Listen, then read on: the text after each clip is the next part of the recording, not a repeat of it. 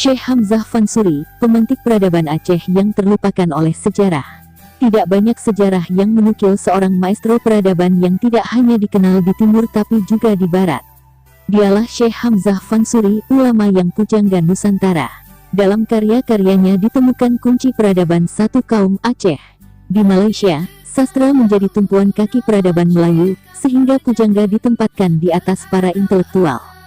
Jika kita simak satu lagu Aceh yang sering dinyanyikan oleh Rafli, maka kita tidak akan bisa melupakan syair berikut. Wahai muda, kenali dirimu, ialah perahu tamsil tubuhmu. Tiadalah berapa lama hidupmu, ke akhirat jua kekal diammu. Hai muda arif budiman, hasilkan kemudi dengan pedoman. Alat perahumu jua kerjakan, itulah jalan membetuli insan. Syair perahu karya Syekh Hamzah Fansuri. Bait syair itu tak asing di telinga orang Aceh lewat lagu Rafli Kande. Itulah syair karya pujangga besar Syekh Hamzah Fansuri, seorang ulama sufi terkenal pada masa pemerintahan Sultan Iskandar Muda. Syair itu menegaskan makam spiritual sufistik seorang Syekh Hamzah Fansuri yang dituangkan di dalam untaian syair yang amat indah dan bernas.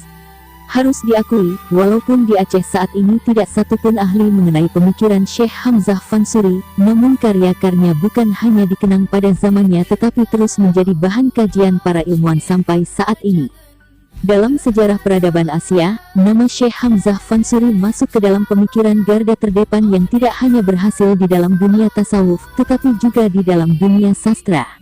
Maka tak perlu kaget ketika Profesor Dr. Nahib Alatas dalam bukunya The Mysticism of Hamzah Fansuri mengatakan bahwa Hamzah Fansuri adalah pujangga Melayu terbesar dalam abad ke-17, penyair sufi yang tidak ada taranya pada zaman itu.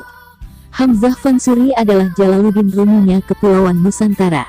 Bahkan, menurut Nahib, Hamzah Fansuri adalah pencipta bentuk pantun pertama dalam bahasa Melayu. Namun sayangnya, syair Syekh Hamzah Fansuri tidak dimasukkan di dalam dunia pendidikan Aceh, sehingga sosok Hamzah Fansuri kemudian ditarik pada akar budaya Melayu, bukan pada kebudayaan Aceh. Hal ini selain karena generasi Aceh tidak paham akan persoalan akar budayanya sendiri. Di beberapa negara Muslim, sang pujangga selalu dikenal dengan kewibawaan dan kebijaksanaan akan ilmu agama. Jalaluddin Rumi melalui Matnawi telah berhasil memberikan kontribusi terhadap bagaimana ilmu tasawuf bisa bersilaturahmi dengan ilmu sastra. Lalu, Ikhwan Al-Safa juga telah berhasil memberikan pemikiran tasawuf yang sampai sekarang masih dikaji dan diteliti. Ini bedanya dengan masyarakat Aceh, pemikiran ulama tasawuf masih belum begitu penting. Belum lagi jika kita buka bagaimana karya-karya Ibnu Arabi yang nasihat-nasihat sufistiknya penuh dengan ragam sastrawi. Hamzah Fansuri, masih menurut Al-Atas, punya jasa besar dalam memajukan bahasa Melayu. Pengaruhnya luar biasa di kalangan cendekiawan Melayu, namun cukup sedikit kontribusinya dipelajari di Aceh. Bahasa Melayu sebagai lingua franca yang dijadikan bahasa nasional Indonesia, sebenarnya dipelopori pujangga Melayu seperti Hamzah Fansuri. Setidaknya unsur serapan yang kini digunakan. Hal ini karena pengetahuannya yang luas dalam bahasa Arab dan Persia. Dengan sendirinya, ia pun membawa pula pembaharuan di bidang logika atau ilmu mantik. Lagi-lagi, setelah Nakuib yang pernah menjadi direktur Universitas Istak di Malaysia, tidak ada lagi generasi Melayu yang berhasil menemukan keaslian pemikiran Hamzah Fansuri. Dapat dikatakan dengan semangat pemikiran Hamzah lah, Nakuib membangun suatu pusat peradaban Islam di Malaysia yang sudah banyak sekali alumninya, termasuk di Indonesia. Menurut sejarah pada masa Sultan Alauddin Riayat Syah Saidil Al-Mukamil tahun 1589 sampai tahun 1604 Masehi, terdapat dua orang ulama keturunan Syekh Al-Fansuri mendirikan dua pusat pendidikan Islam di pantai barat tanah kerajaan Aceh Darussalam, wilayah Singkil. Ali Al-Fansuri mendirikan Dayah Lipat Kajang di simpang kanan. Adapun adiknya, Hamzah, mendirikan Daya Oboh di simpang kiri Rundeng pada tahun 1592 Masehi. Syekh Ali Fansuri dikurniai seorang putra dan diberi nama Abdurrauf. Ulama inilah yang kemudian menjadi seorang ulama besar yaitu Syekh Abdurrauf Al-Fansuri Asingkili, atau Tengku Syekh Kuala yang kuburannya terdapat di Kecamatan Syekh Kuala, Banda Aceh saat ini. Teka-teki kehidupan dan meninggalnya Hamzah Fansuri, sang pujangga dan sastrawan Aceh. Mengenai kelahiran Syekh Hamzah Fansuri sampai sekarang masih merupakan teka-teki. Demikian juga tahun kapan ia meninggal tak diketahui secara pasti. Namun beliau menjadi ulama yang sangat berpengaruh pada masa pemerintahan Sultan Iskandar Muda tahun 1607 sampai tahun 1636 Masehi. Mengenai tuduhan Syekh Nurdin Araniri kepada Syekh Hamzah Fansuri yang telah menempuh jalan yang sesat ternyata keliru. Dalam sajak-sajaknya sendiri Syekh Hamzah Fansuri malah mengecam para sufi palsu atau pengikut-pengikutnya yang telah menyelewengkan ajaran tasawuf yang sebenarnya. Kata Hamzah, sebagaimana lazimnya penyair sufi, maka sajak-sajak Hamzah Fansuri penuh dengan rindu. Rindu yang dimaksud ialah rindu kepada mahbubnya, kekasihnya, Khaliknya, Allah yang Maha Esa.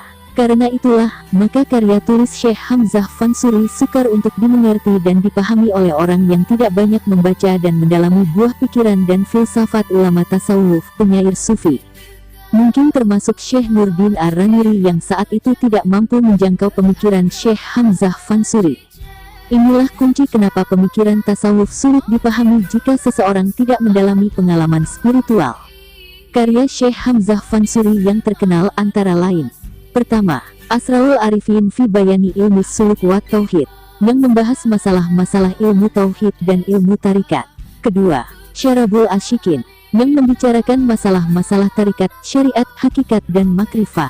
Ketiga, Al-Muntahi, yang membicarakan masalah-masalah tasawuf.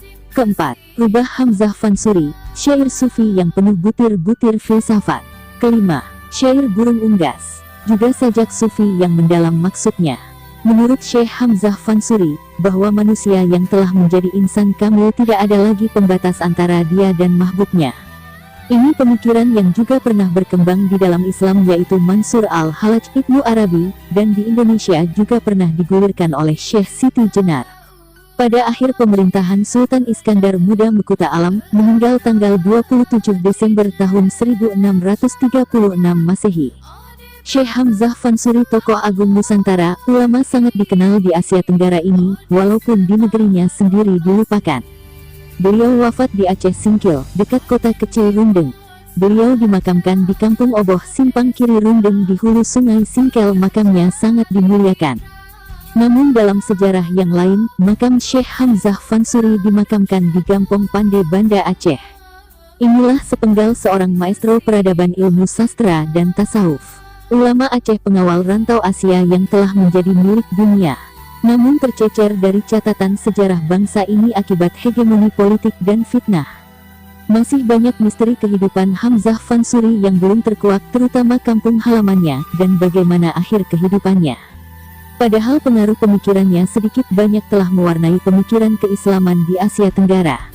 Akhirnya, saya berharap semangat intelektual Syekh Hamzah Fansuri ini perlu dibangkitkan dan dijadikan sebagai sebuah simbol kemegahan dunia Aceh.